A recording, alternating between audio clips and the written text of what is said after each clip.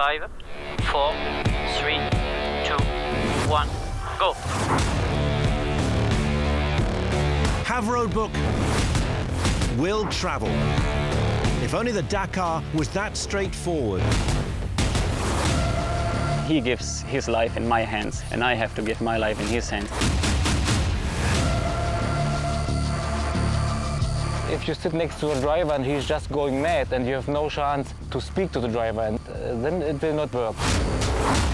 Every pilot has some small mistake and he jumps from some dune, and then it's quite stressful inside the car in this moment.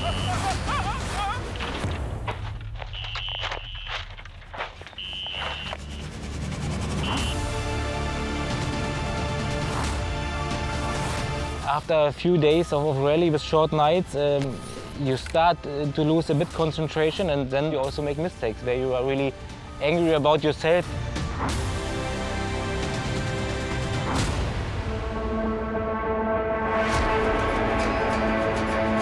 The desert terrain in Saudi Arabia, where the rally will be staged for the third time, is some of the roughest and toughest on the planet. For bikers and drivers, this ultimate endurance test on wheels is about speed, concentration, consistency, and above all, navigation. And for those competing on two wheels, it's a high-wire solo act. We get to be the nav man and the rider at the same time, as well as work on the bike if we have some problems out in the desert. So yeah, it's really special for the bike category that we have to sort of do everything all day. Whether you're a first-time entrant or 18-time Dakar winners like KTM Factory Racing, setting up the roadbook, the Dakar Bible, and following the directions as prepared by the organisers will make or break your rally. So here is the roadbook. Here in the left box is the distance. In the middle is the drawing about what they have to do. And in the right box is extra comments to follow the correct way. So as you see here is one note, and then the roll is inside. How they do is that with this commander, they can roll up or down the roadbook and follow each box. Then in this device here, we have the distance. So the distance has to fit with the note. Then in this other screen, they will have the heading, the compass heading here, that has to also fit with the number. So that means when they would arrive at kilometer 268.2, they should jump in a riverbed and go 240 average heading direction to the mountain. So once they do this note, they would pull the commander to check the next notes. So what happens when one rider gets lost is that one moment he will recognize that the piste or what he sees is not fitting with the drawing. So normally what they should do is to come back to the note that they know sure that it was correct.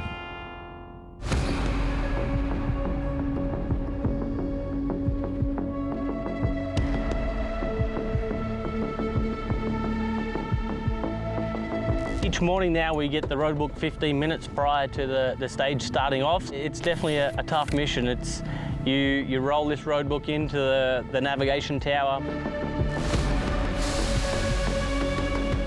We have to go across the desert, 180 kilometres an hour, trying to read a little piece of paper on the front of your bike, and your eyes are rattling in your head, and yeah, you're trying to read the terrain and dodge the rocks and cross the sand dunes and try not to hit camels and some animals out there. And so many things going on in your mind. Your mind is fried by the end of the day, and you've got to really be on the ball. And this is you can be the fastest guy out on track, but if you don't read that roadbook properly, then yeah, you'll be at the back of the field and coming from behind. So it's very tricky. You just need to sometimes really take your time. For those competing on four wheels, there are two pairs of eyes on the road, the co-driver or navigator sitting alongside the driver. Also needed, one strong stomach. Yeah, to be a co-driver, for sure you need to be able to read some notes in the car without getting sick. It's the most important. Timo Gottschalk has long proved his quality on the Dakar. He won with Nasser al-Attiyah in 2011. He's also worked with another Dakar great, Carlos Sainz. Now he's in the cockpit with Polish biker turned driver Kuba Przgonski, World Cup cross-country rallies champion in 2018. Together, they finished fourth in 2021. It's always important that if you sit next to each other in a racing car, in a rally car, somehow you put your life in the hands of the driver, and the opposite, the driver puts his life in the hands of the co-driver. So the relation must be really good, and the trust onto each other must be there. But from the beginning, if this is not there, the trust in each other, it will be hard to have a good rhythm and a good feeling in the car. That is the most important. It's not only the matter of co-driver, it's a matter of our cooperation in the car. And it's not easy, but with Timo we work good and we enjoy for sure, and we have better and worse moments, but in the end we are happy that we are together. Mattias Ekström is new to the art of navigation in rally raid after a stellar career in circuit racing. He's preparing for his second Dakar with co-driver Emil Bergqvist. You need to have a good memory. You need to be able to think fast and also not be afraid to tell what you think.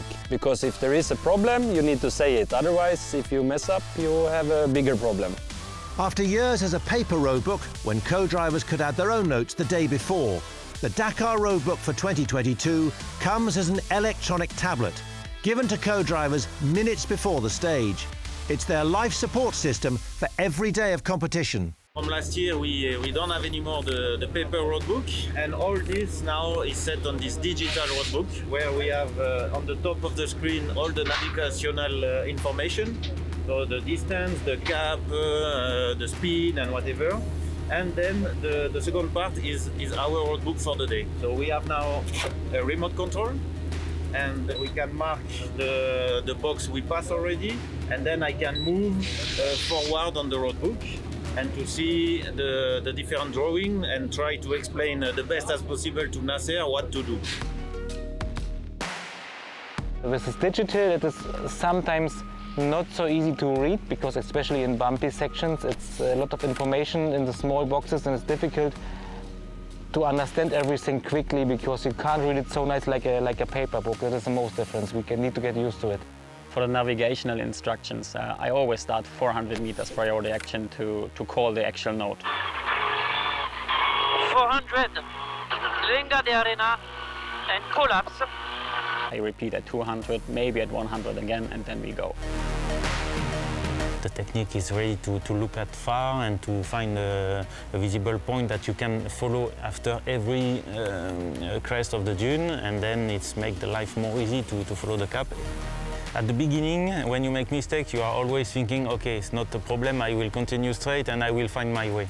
But with the experience, you know that this never works. So as soon as you are not on the roadbook, you need to come back at the last well-known point and restart your job, because maybe you make a mistake from the beginning.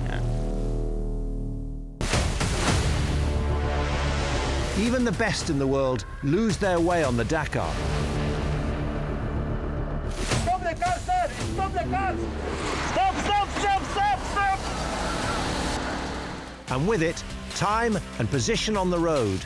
But many racers are happy to play a strategic game, avoid stage wins and take a lower starting position following in the tracks of others. We discuss about strategy every morning. That's something, or in the evening for the day after, especially on Dakar, because it's a long rally.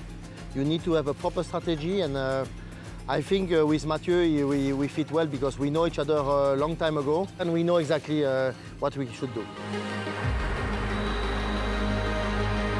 You need to be real and you need to trust the other one. So it's what we are doing all day, and it's why we are always, if you see on the video or whatever happened, we are always smiling, because even if we did something wrong during the day, we know that the next day will be better, and we always move forward like that.